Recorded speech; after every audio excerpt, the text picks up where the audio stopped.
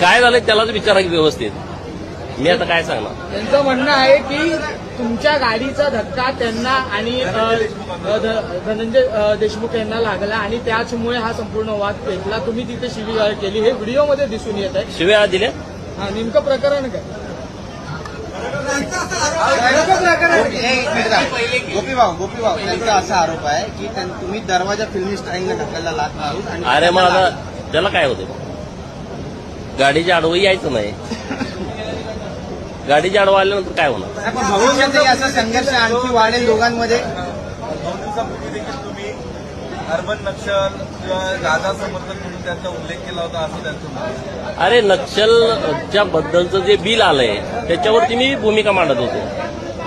त्यामुळे त्यांना काय टेन्शन घ्यायची गरज नाही. तो नक्षलवादी आहे का? त्यामुळं काही चिंता करू नका. त्याला विचारा काय काय झालं.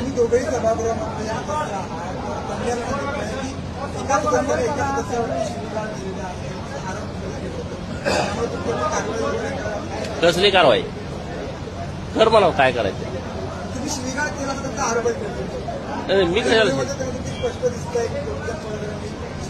फक्त शिवीगाळ केली असं म्हणतात ना. ठीक आहे, बघू, बघा ना व्हिडिओ.